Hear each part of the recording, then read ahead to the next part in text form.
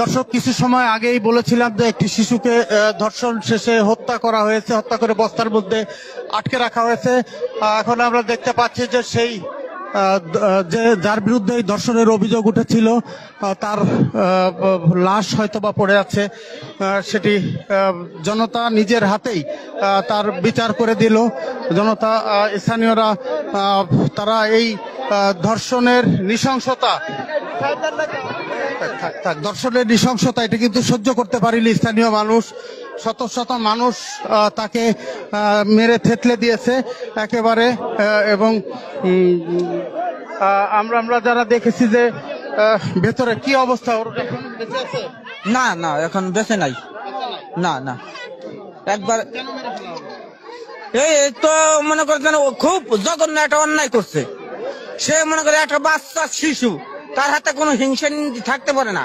এই জানোয়ারটা সেই শিশুটারে এমন ভাবে হত্যা করছে, তা পাবলিকে সহ্য করতে পারে নাই।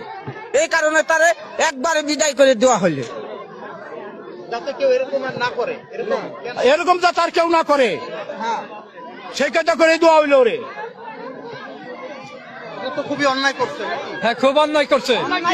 অন্যায় করে তো সাদা পাইলো, যে অন্যায় করছে এই অন্যায় সে সাদা বলে, যাতে করে দেবে মারা ধরা হইলো, যাতে এরকম যাতে কেউ না করে, ওর দেয়া সবাই যাতে হেদায়ত হয়ে যায়।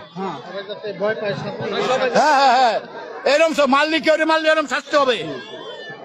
দর্শক, বলছিলাম এই চর নসিপুরের যে ঘটনা, চর নসিপুরে ক্লাস 1-এ পড়ে ছোট্ট একটি শিশু, সেই শিশুটি গতকাল বিকাল থেকে নিখোঁজ হয় এবং নিখোঁজ হওয়ার পর থেকেই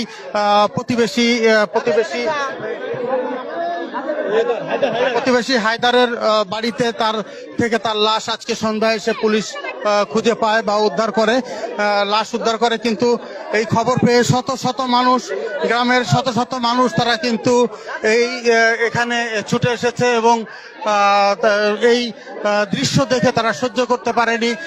তারা ঘর ভেঙে তারা এই ঘরের মধ্যে প্রবেশ করে এবং যার বিরুদ্ধে এই ধর্ষণ এবং হত্যার অভিযোগ উঠেছিল তাকে নিজের হাতেই স্থানীয় জনতা বেধড়ক পিটিয়েছে এবং বলা হচ্ছে যে সে এরই মধ্যে মারা গেছে, সেটি জনতা বলছে। এবং বলছেন যে এটি আসলে তারা ক্ষুব্ধ হয়ে আসলে এই বিচারের যে মব জাস্টিস বা যাই বলি, এই ঘটনাটি ঘটিয়েছে, যাতে কেউ এর ধরনের ঘটনা আর কখনো না ঘটায়, কেউ যাতে এমন ঘটনা আর কখনো না ঘটায়, তাই দৃষ্টান্তমূলক শাস্তি তারা দিয়েছে, এটি দাবি করছেন। কিছু সময় আগেই কিন্তু এখানে পুলিশ চেষ্টা করেছে অনেক তাকে রক্ষা করবার, কিন্তু পারেনি। পুলিশের ব্যারিকেড ভেঙেই কিন্তু স্থানীয় জনতা শেষ পর্যন্ত এই যে হায়দার তার উপরে হামলা চালায়।